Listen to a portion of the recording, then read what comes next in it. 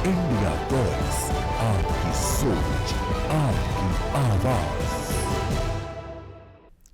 नमस्कार, खबर India voice में आप सभी का स्वागत है। मैं हूं आपके साथ प्रज्ञा मिश्रा। बुलेटिन की शुरुआत करेंगे बड़ी और अहम खबर के साथ। तो सबसे पहले बात कर लेते हैं, अखिलेश यादव ने बीजेपी पर जमकर हमला बोला है। आपको बता दें, जातीय जनगणना पर अखिलेश यादव ने बड़ा बयान दिया है। उन्होंने कहा है कि सेंसस में जनगणना जो है वो बेहद जरूरी है। जातीय जनगणना होनी चाहिए। महंगे सोना चांदी पर भी अखिलेश यादव ने तंज कसा है। उन्होंने कहा कि बीजेपी चाहती है पीतल के जेवर पहने। अखिलेश यादव ने यह भी कहा कि बीजेपी चाहती है झगड़ा हो। अखिलेश यादव ने आर्थिक और सामाजिक मुद्दों पर भी बीजेपी सरकार पर जमकर निशाना साधा है। तो आपको बता दें, अखिलेश यादव ने बीजेपी पर हमला बोलते हुए कहा कि जातीय जनगणना होना बेहद जरूरी है और इससे सेंसस में शामिल किया जाना चाहिए। अखिलेश यादव ने आगे कहा कि सिर्फ आंकड़ों से ही नहीं, समाज की असली हालात सामने आ सकते हैं। उन्होंने महंगी सोना चांदी के जेवर और महंगाई पर भी तंज कसा। कहा कि बीजेपी चाहती है लोग पीतल के जेवर पहने और समाज में झगड़े हों। उन्होंने कहा सरकार की नीतियां केवल विवाद और जातिगत राजनीति को बढ़ावा देती हैं। अखिलेश यादव का ये बयान अब आगामी राजनीतिक माहौल में चर्चा का विषय बना हुआ है।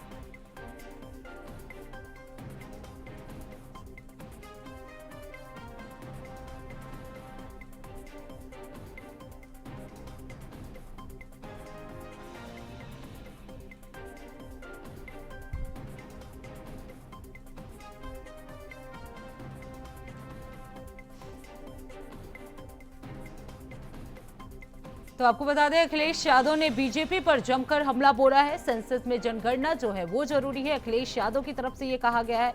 उन्होंने ये भी कहा कि महंगे सोना चांदी पर अखिलेश यादव ने तंज कसा है। उन्होंने हमला बोलते हुए कहा कि बीजेपी सरकार चाहती है कि लोग पीतल के गहने पहने और आपस में झगड़ा हो।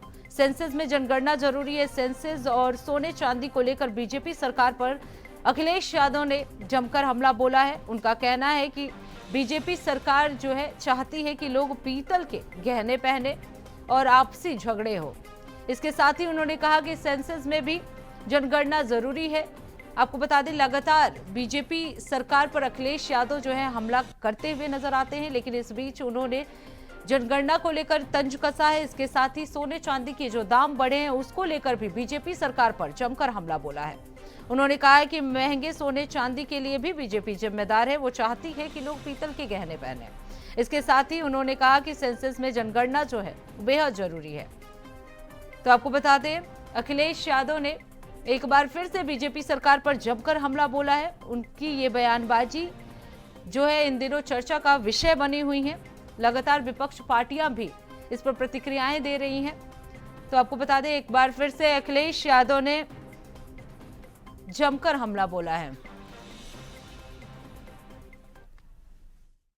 पीडीए की ताकत की वजह से मैं देख रहा हूँ कई लोग पीडीए से घबराए हुए थे। ये लोगों ने यहाँ तक कहा कि पीडीए की वजह से यूजीसी ले आए। पीडीए ने अभी अभी हराया बीजेपी। अब सोने के जेवर नहीं बना सकता कोई।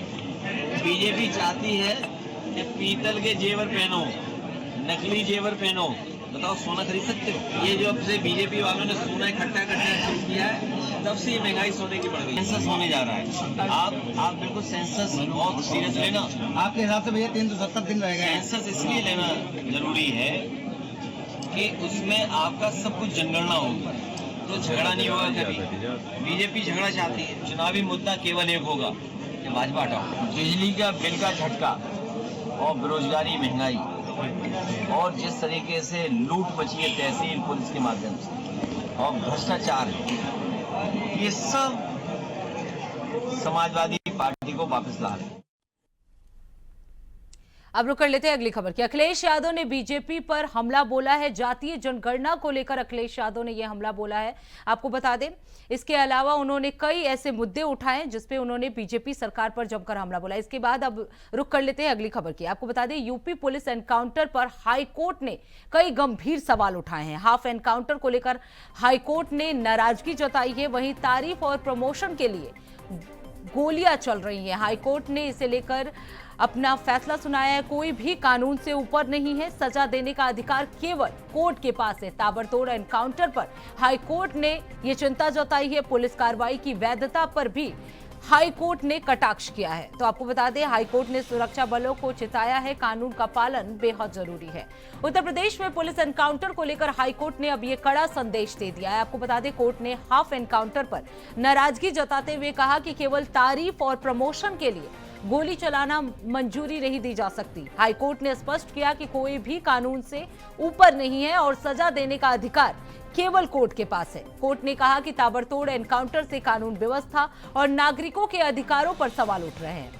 पुलिस को चेतावनी देते हुए कोर्ट ने कहा कि सभी कार्रवाइयां कानूनी दायरे में रखकर की जानी चाहिए, अन्यथा जवाबदेही जो है वो तय की जाएगी। तो आपको बता दें, यूपी में एनकाउंटर को लेकर हाई कोर्ट की तरफ से ये टिप्पणी की गई है। कहा गया है कि कोई भी कानून से बड़ा नहीं है और सजा देने का राइट्स जो है वो सिर्फ और सिर्फ कोर्ट का है। तो ग्राफिक के जरिए आपको समझा देते हैं, हाफ एनकाउंटर का मीन्स कोई कानून से ऊपर नहीं, ये हाई कोर्ट की तरफ से कहा गया है। सजा देने का अधिकार कोर्ट के पास है। तो आपको बता दें, हाफ एनकाउंटर को लेकर हाई कोर्ट की तरफ से ये सख्त निर्देश दिए गए हैं। हाई कोर्ट ने 6 गाइडलाइंस जो है इसके लिए जारी की है। उन्होंने साफ तौर पर कहा है कि गाइडलाइन नहीं मानने पर एसपी और एसएसपी जो है वो जिम्मेदार होंगे। तारीफ प्रमोशन के लिए हाफ एनकाउंटर करना गलत है पूरी तरह से, कोई कानून से ऊपर नहीं है। ये हाई कोर्ट की तरफ से टिप्पणी दिया गया है। सजा देने का अधिकार जो है वो सिर्फ कोर्ट के पास है। आरोपी को सजा देना पुलिस का काम नहीं, ये हाई कोर्ट की तरफ से टिप्पणी दिया गया है। आपको बता दें, हाई कोर्ट ने इसके लिए 6 गाइडलाइंस भी जारी किए हैं। गाइडलाइंस नहीं मानने पर एसपी और एसएसपी जो है वो जिम्मेदार होंगे। तो आपको बता दें, हाफ एनकाउंटर को लेकर हाई कोर्ट जो है उसने बड़ा निर्देश दिया है। उन्होंने साफ तौर पर कहा है कि तारीफ और प्रमोशन के लिए हाफ एनकाउंटर करना बेहद गलत है। कोई भी कानून से ऊपर नहीं है और सजा देने का अधिकार सिर्फ और सिर्फ कोर्ट के पास है। पुलिस के पास सजा देने का राइट्स नहीं है। आरोपी को सजा देने का काम पुलिस का नहीं है। हाईकोर्ट ने इसके साथ ही 6 गाइडलाइंस भी जारी की हैं। गाइडलाइंस नहीं मानने पर एसपी और एसएसपी जो हैं वो जिम्मेदार होंगे। तो ये सारे गाइडलाइंस जो है हाईकोर्ट की तरफ से दिए गए हैं। लगातार जिस तरह से यूपी में हाफ एनकाउंटर और एनकाउंटर हो रहे थे, इसे लेकर हाईकोर्ट ने चिंता जताया और एक सख्त निर्देश जो है वो हाईकोर्ट की तरफ से दिया गया। उन्होंने 6 गाइडलाइंस जारी की है और इसके साथ ही ये कहा है कि गाइडलाइंस नहीं मानने पर एसपी और एसएसपी जो है वो पूरी तरह से जिम्मेदार होंगे। सिर्फ तारीफ और प्रमोशन के लिए हाफ एनकाउंटर करना बिल्कुल गलत है। इससे समाज में असमानता फैलती है और ह्यूमन राइट्स भी डिस्टर्ब होता है। इसके साथ ही उन्होंने कहा कि आरोपी को सजा देना पुलिस का काम नहीं है, इसका काम सिर्फ और सिर्फ कोर्ट के पास है। यानी सजा देने के राइट्स जो हैं सिर्फ कोर्ट के पास होते हैं, इसलिए पुलिस जो है अपनी जिम्मेदारी के साथ काम करे। हाफ एनकाउंटर जो है वो सही नहीं है किसी भी तरह से।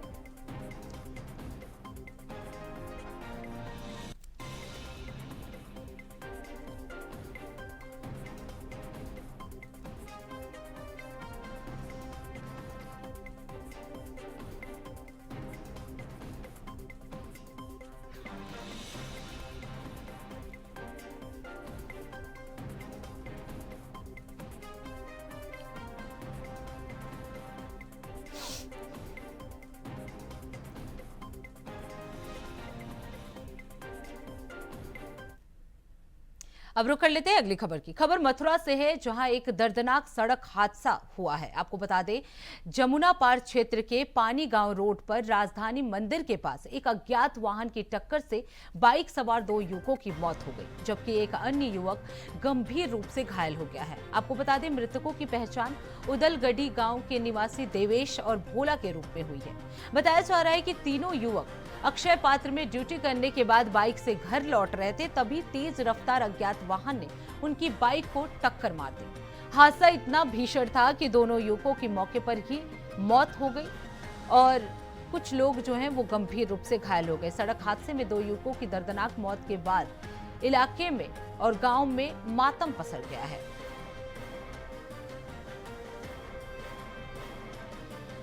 तो पुलिस जो है लगातार जांच पड़ताल में जुटी हुई है इस हादसे के बाद। अब रुक कर लेते हैं अगली खबर की। खबर मेरठ से है, जहां मुंडाली थाना क्षेत्र में मोती कारोबारी के घर हुई डकैती की वारदात का पुलिस ने खुलासा कर दिया है। पुलिस ने इस मामले में एक महिला समेत 5 शातिर बदमाशों को गिरफ्तार किया, जिसने 3 बदमाश पुलिस मुठभेड़ में गोली लगने से घायल हो गए हैं। पुलिस ने आरोपियों के कब्जे से 1,08,000 रुपए नगद, लूटे गए सोना चांदी के आभूषण और वारदात में इस्तेमाल किए गए तमंचे और 2 बाइक बरामद की है। पूरे मामले की जानकारी आपको बता दें, एसएसपी मेरठ विपिन ताडा ने प्रेस वार्ता में दी। फिलहाल इस मामले में 4 बदमाश अभी भी फरार चल रहे हैं, जिनकी तलाश लगातार जारी है। वहीं पकड़े गए आरोपियों पर दर्जन आपराधिक मुकदमे दर्ज किए गए हैं। तो मोती कारोबारी डकैती का ये बड़ा खुलासा जो है पुलिस ने किया है। इसमें 20/21 की रात में एक घटना कारित हुई थी गांव मुंडाली में, जिसमें कि रात्रि करीब 3 बजे कुछ युवकों ने आकर घर के लोगों को बंधक बनाकर वहां से करीब 3 लाख के गहने और 3 लाख रुपए नकद वो लूट ले गए। इस पर पुलिस ने स्वयं टीम बनाई। तत्काल एसपी ग्रामीण के नेतृत्व में 4 टीमें बनी, जो अलग अलग बिंदुओं पर जांच शुरू की। दौरान जांच पुलिस को सर्वप्रथम घर के और आसपास के लोगों की, रिश्तेदारों की जांच पड़ताल की गई। इसमें कुछ पुलिस को सुराग मिले। उस आधार पर पुलिस ने जो लोग सामने आए उनकी मुखबिरी शुरू की और उन पर नज़र रखना शुरू किया। कल रात्रि में पुलिस ने ये घटना का अनावरण करते हुए 4 अभियुक्तों को गिरफ्तार किया, जिसमें कि पुलिस मुठभेड़ में 3 अभियुक्तों को गोली लगने से घायल हुए हैं और इनका पूर्व आपराधिक इतिहास रहा है।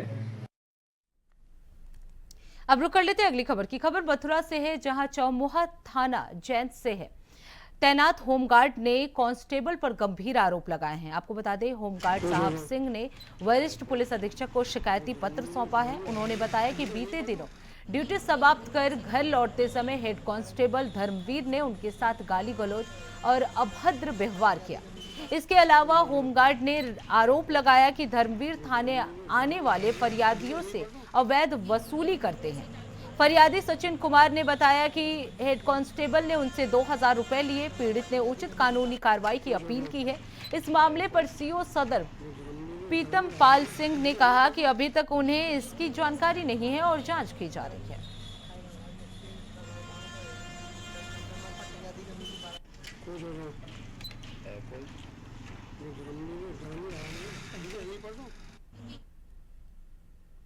अब रुक कर लेते हैं अगली खबर की। मुरादाबाद के सिविल लाइन पुलिस ने सड़क पर हड़कंप मचाने वाले वाहन चालकों पर कड़ी कार्रवाई की है। पुलिस ने उन 9 बुलेट मोटरसाइकिलों को सीज कर दिया है, जिनके चालक पटाखे फोड़कर उड़ान भरने का खतरनाक खेल खेल रहे थे।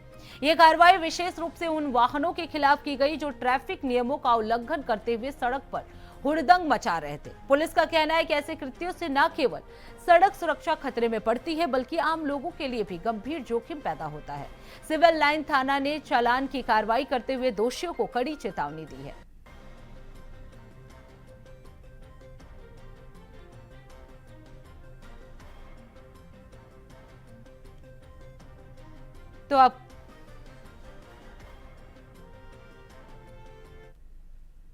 तो फिलहाल रुकते एक छोटे से ब्रेक के लिए। ब्रेक के बाद जल्द लौटेंगे। देखते रहिए इंडिया वॉइस। तो ब्रेक के बाद एक बार फिर आप सभी का स्वागत है। रुक कर लेते हैं खबरों की ओर। अगली खबर इटावा से है, जहां जसवंत नगर थाना क्षेत्र में नेशनल हाईवे 2 पर एक भीषण सड़क हादसा हो गया है। आपको बता दें, मथुरा वृंदावन से 4 धाम यात्रा से लौट रही श्रद्धालुओं से भरी डबल डेकर बस कोहरे के कारण अनियंत्रित होकर पलट गई। बस में करीब 40 लोग सवार थे। इस हादसे में 10 श्रद्धालु घायल हो गए हैं, जिनमें से 2 की स्थिति काफी गंभीर बताई जा रही है और 8 को मामूली चोट आई है। घटना की सूचना मिलते ही डीएम और एसएसपी जो है वो घटनास्थल पर पहुंचे और सभी घायलों को तुरंत उपचार के लिए नजदीकी अस्पताल में भर्ती कराया गया है। पुलिस और प्रशासन ने दुर्घटना की जांच शुरू कर दी है और सभी घायल यात्रियों का उपचार सुनिश्चित किया जा रहा है। तो आपको बता दें, श्रद्धालुओं से भरी डबल डेकर बस जो है वो पलट गई है, जिसमें मथुरा वृंदावन से ये सभी श्रद्धालु जो है वो लौट रहे थे। कई लोग गंभीर रूप से घायल हो गए हैं, जिन्हें अस्पताल में भर्ती करा दिया गया है, वहां उनका इलाज चल रहा है। तो इटावा का ये पूरा मामला है, जहां मथुरा वृंदावन से डबल डेकर बस आ रही थी और कोहरे के चलते अनियंत्रित होकर पलट गई, जिसमें कई श्रद्धालु जो है वो मौजूद थे। कई श्रद्धालु जो है वो गंभीर रूप से घायल भी हो गए हैं, जिनका इलाज जिला अस्पताल में चल रहा है।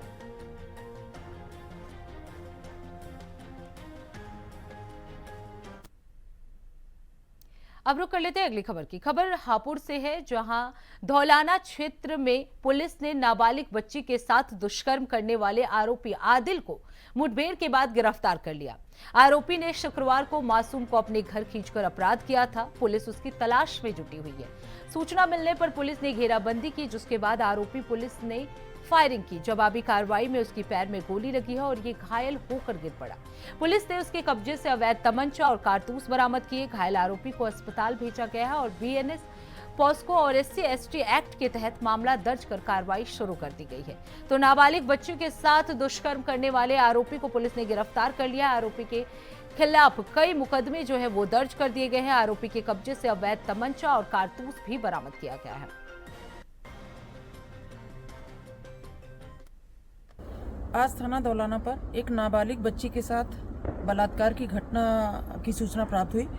इस सूचना पर तत्काल अभियोग पंजीकृत किया गया तथा FIR में नामजद अभियुक्त की गिरफ्तारी हेतु थाना धौलाना की टीम को रवाना किया गया। अभियुक्त की गिरफ्तारी के क्रम में धौलाना की टीम भूलगढ़ी से पिपलरा जाने वाले कच्चे रास्ते पर मौजूद थी, जहां मुलजिम ने पुलिस पार्टी को देखकर जान से मारने की नीयत से फायर किया। आत्मरक्षार्थ फायरिंग में अभियुक्त के पैर में गोली लगी है, जिसे घायल अवस्था में गिरफ्तार किया गया, जिसका नाम आदिल पुत्र जाकिर निवासी गाजियाबाद मिर्जापुर का रहने वाला है। इसके पास से एक अवैध तमंचा, एक खोखा कारतूस और 2 जिंदा कारतूस बरामद हुए हैं। अभियुक्त को उपचार हेतु अस्पताल रवाना कर दिया गया है। अग्रिम वैधानिक कार्रवाई की जा रही है। अब रुक कर लेते हैं अगली खबर की। अलीगढ़ के गभाना थाना क्षेत्र में उस समय सनसनी फैल गई जब दिल्ली से आए एक युवक को गोली मार दी गई। आपको बता दें, घायल युवक की पहचान जयप्रकाश के रूप में हुई है, जो गभाना क्षेत्र में स्थित एक मुर्गी फार्म में मौजूद था। बताया जा रहा है कि अज्ञात कारणों से युवक को गोली मारी गई, जिसमें गोली उसके सिर पर लगी, जिससे उसकी हालत जो है वो गंभीर बनी हुई है। घटना की सूचना मिलते ही पुलिस जो है वो मौके पर पहुंची और घटनास्थल से असलहा लेकर बरामद किया गया है। तो जयप्रकाश को तत्काल जिला अस्पताल में पहुंचाया गया है, जहां प्राथमिक उपचार के बाद डॉक्टर ने उसकी नाजुक हालत को देखते हुए उसे JN मेडिकल कॉलेज रेफर कर दिया। पुलिस जांच में सामने आया कि मुर्गे फार्म पर नौकरी कर रहे एक युवक घटना के बाद से फरार है। पुलिस फरार युवक की तलाश में दबिश दे रही है और मामले की गहन जांच जारी है।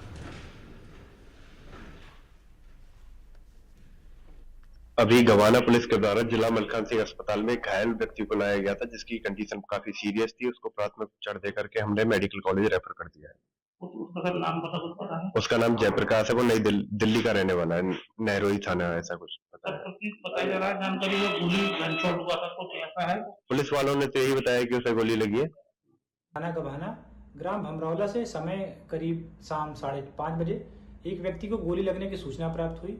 उक्त सूचना पर तत्काल स्थानीय पुलिस मौके पर पहुंची।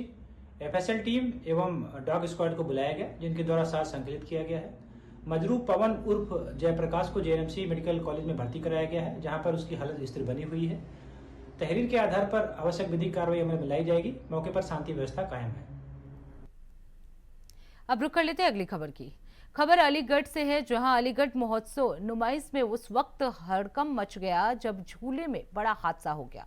आपको बता दें, बन्ना देवी थाना क्षेत्र में संचालित राजकीय औद्योगिक और कृषि प्रदर्शनी, जिसे अलीगढ़ महोत्सव के नाम से भी जाना जाता है, वहां झूले की बोगी का लॉक अचानक खुल गया। इससे एक युवक नीचे गिर गया और गंभीर रूप से घायल हो गया। आपको बता दें, घटना के बाद नुमाइश देखने आए लोगों में घबराहट का माहौल बन गया और कुछ देर के लिए मेले में भगदड़ जैसे हालात पैदा हो गए। हादसे की सूचना मिलते ही पुलिस जो है वो मौके पर पहुंची और घायल युवक को तत्काल जिला अस्पताल भेजा गया, जहां प्राथमिक उपचार के बाद उसकी हालत गंभीर देखते हुए डॉक्टरों ने उसे JNMC अस्पताल रेफर कर दिया। पुलिस ने झूले को तत्काल बंद कराते हुए मामले की जांच शुरू कर दी है। वहीं हादसे के बाद सुरक्षा इंतजामों पर भी सवाल उठने लगे हैं।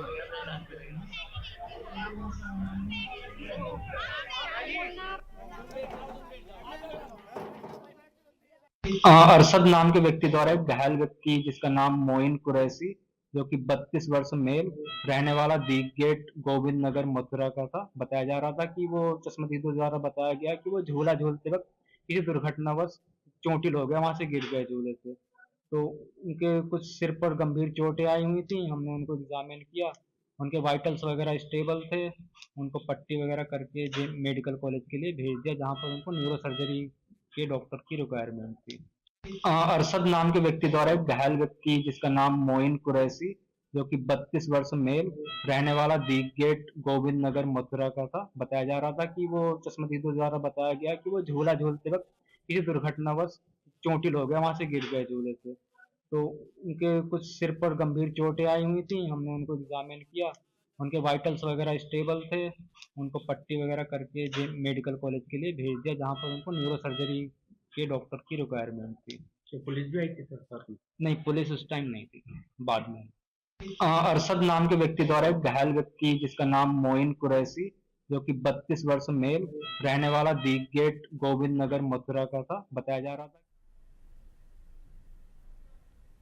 अब सीधे आपको ले चलते हैं सूरजकुंड, जहां अंतर्राष्ट्रीय शिल्प महोत्सव का उद्घाटन करने के लिए सीएम नायब सिंह सैनी पहुंचे हुए। क्या कुछ कह रहे हैं, चलिए आपको सुनाते हैं। इन नेताओं को चुनाव में नुकसान नहीं पहुंचा पाया। क्या वजह है कि देश को तोड़ने के नारे जेएनयू में लगते हैं? क्या वजह है कि समाज को बांटने के स्लोगन जेएनयू में सुनाई देते हैं? क्या जेएनयू देश विरोधी ताकतों की पनाहगाह बन गया है? आज की बात में इतना ही। मेरी आपसे अगली मुलाकात कल रात।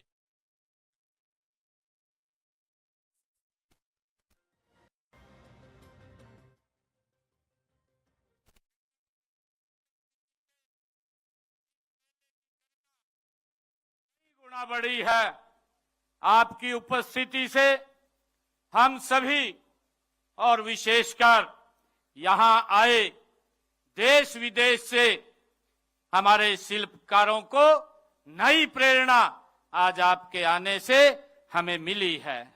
मैं सभी हमारे जो विदेशी मेहमानों का हरियाणा की इस पावन धरती, भगवान श्री कृष्ण की ये भूमि, जिस भूमि पर भगवान श्री कृष्ण ने गीता का संदेश दिया, इस पावन भूमि पर आप सबका स्वागत अभिनंदन करता हूं।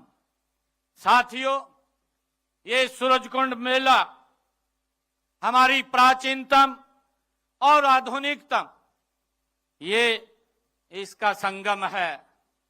साथियों, आज हम यहां उस परंपरा को आगे बढ़ा रहे हैं जो पिछले 38 वर्षों में भारतीय लोक कला और संस्कृति को जीवंत रखे हुए है। इस वर्ष मेले के जो थीम भी रखा गया है, वो थीम लोकल टू ग्लोबल और आत्मनिर्भर भारत की पहचान है। यह थीम हमारे देश के यशस्वी प्रधानमंत्री आदरणीय नरेंद्र मोदी जी के उस सपने का ये प्रतिबिंब है जिसमें वे भारत के हर कोने में बैठे हुए हुनरमंद हाथ को वैश्विक बाजार से जोड़ना चाहते हैं। साथियों, आत्मनिर्भर का अर्थ केवल आर्थिक स्वतंत्रता नहीं है, इसमें अपनी संस्कृति पर गर्व करना, अपनी विरासत को सहेजना और उसे दुनिया के सामने प्रस्तुत करना, ये शामिल है। साथियों, सूरजकुंड मेला इसी आत्मनिर्भरता का जीता जागता ये प्रमाण है। साथियों, यहां मिट्टी के बर्तनों से लेकर हाथ के बुने हुए कपड़ों तक हर एक वस्तु में भारत की आत्मा बसती है। साथियों, इस मेले के असली नायक हमारे शिल्पकार हैं जो हमारे सामने। तो फरीदाबाद से सीएम नायब सिंह सैनी को आप सुन रहे थे। इसी के साथ इस बुलेटिन में बस इतना ही। देश दुनिया की तमाम बड़ी खबरों के लिए देखते रहिए इंडिया वॉइस। तब तक के लिए नमस्कार।